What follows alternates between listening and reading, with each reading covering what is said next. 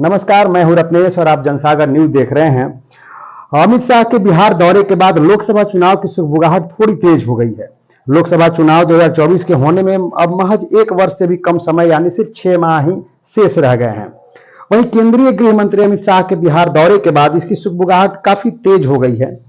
आज हमारी team Sasaram Lok Sabha seat पर विशेष रूप से बात करने वाली है, जहां पिछले 4 लोकसभा चुनाव यानी 20 वर्ष के जातीय समीकरण और लोकप्रियता के हिसाब से बात करें तो यहां हमेशा ही रविदास समाज और पासवान के बीच काफी उठापटक जारी रहा है।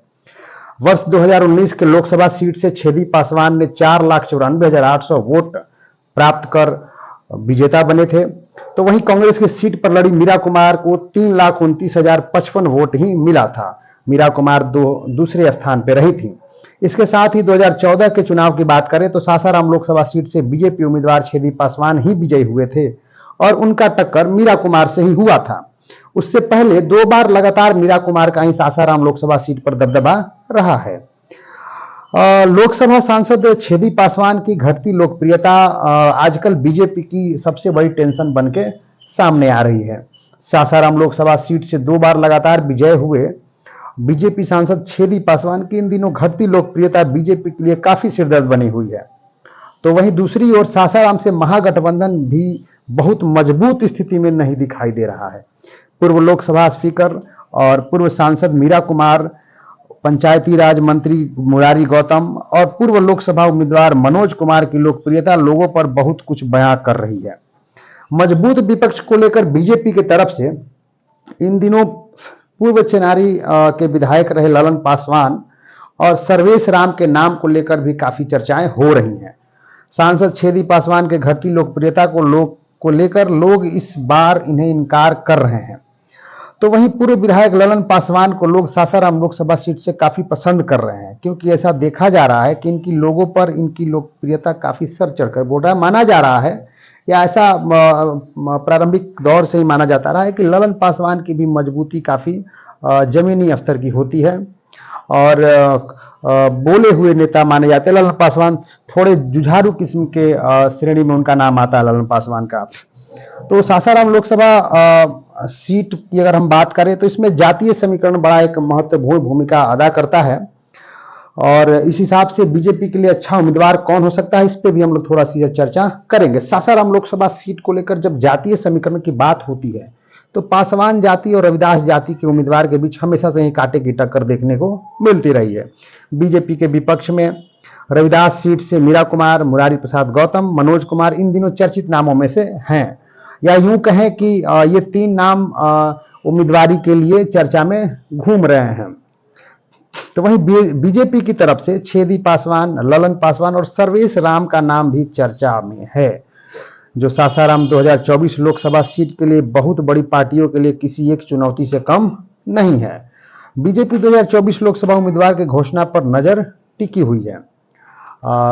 लोगों के बीच यह काफी चर्चा है गली चौक चौराहे में, चूंकि समय कम है अब 2024 के लोकसभा चुनाव में, आम चुनाव में, तो यह काफी चर्चाएं अहम हैं और लोग चर्चा भी कर रहे हैं। छोटे छोटे चौक चौराहे पे, बाजारों में, चाय की दुकानों पर भी चर्चा हो रही है कि आखिर उम्मीदवार इस बार कौन बन के आ रहा है, क्योंकि महागठबंधन की तरफ से भी उम्मीदवारों की प्रतीक्षा की जा रही है, उम्मीदवारों की घोषणा की, और बीजेपी की तरफ से भी की जा रही है।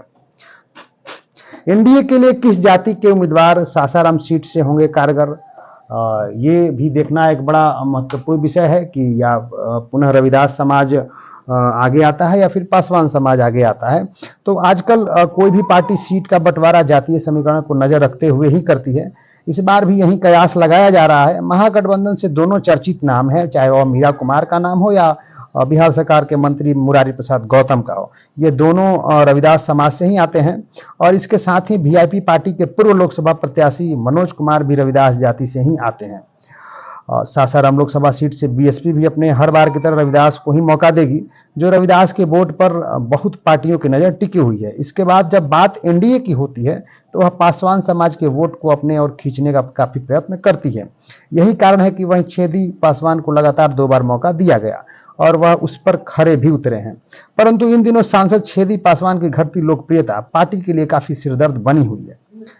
राजनीतिक विशेषज्ञों के अनुसार अगर बीजेपी सासाराम लोकसभा सीट से सर्वेश राम को ऑफर देती है तो पासवान जाति के वोट दूसरी पार्टी को जा सकती है और रविदास वोट में भी अधिक रविदास समाज से ही उम्मीदवार होने के कारण बट जाएगा, तो महागठबंधन के लिए एक बहुत बड़ी क्षति होगी। वहीं पूर्व विधायक ललन पासवान को पासवान समाज का वोट अपने ओर खींचने और ब्राह्मण और राजपूत के वोट को अपने ओर आकर्षित करने और इनकी बढ़ती लोकप्रियता सासाराम लोकसभा सीट के लिए सबसे बढ़िया उम्मीदवार माना जा रहा।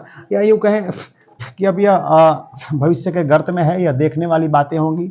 1-2 महीने बाद हो सकता है कि यह स्पष्ट हो जाए कि दोनों दलों की तरफ से, दोनों खेमों की तरफ से कौन महत्वपूर्ण उम्मीदवार सामने आ रहे हैं। क्या वर्तमान जो मौजूदा सांसद हैं छेदी पासवान, इनकी फिर से यह उम्मीदवारी इनकी घोषित होगी या पुनः बीजेपी को यह सासाराम सीट देने में कामयाब होंगे, या फिर इनकी उम्मीदवारी ही जा सकती है, कोई और नया चेहरा भी बीजेपी की तरफ से प्रोजेक्ट किया जा सकता है। यह देखने वाली बात होगी।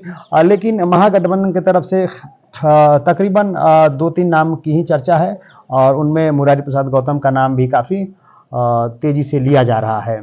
और लोगों का एक राय यह भी है कि अगर भाजपा की खेमे से ललन पासवान सामने आते हैं तो ललन पासवान का रथ मुरारी प्रसाद गौतम ही रोक सकते हैं।